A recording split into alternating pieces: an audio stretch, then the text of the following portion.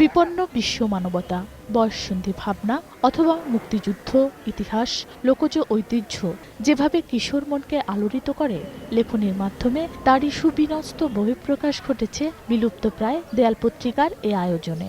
Public লাইব্রেরির চত্বর জুড়ে ভিন্ন ভিন্ন শিক্ষা প্রতিষ্ঠানের দেয়াল পত্রিকায় উঠে এসেছে শিক্ষার্থীদের সৃজনশীল মন, মনন ও মানবিকতা চর্চার সুকুমার প্রকাশ। আমাদের বয়স 15 কিংবা 16, আমাদের যে চিন্তা ভাবনাগুলো সেটাই দেয়াল পত্রিকায় তুলে ধরা হয়েছে।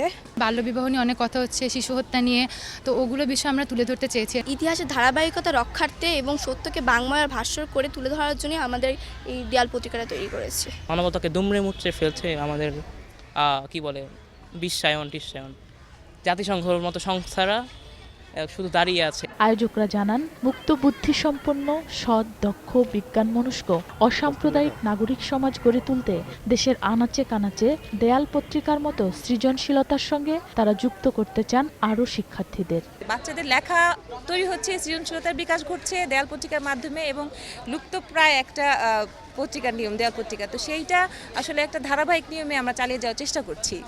18 অক্টোবর সমাপনী অনুষ্ঠানের মধ্য দিয়ে প্রতিযোগিতায় বিজয়ীদের মাঝে পুরস্কার বিতরণ করা হবে।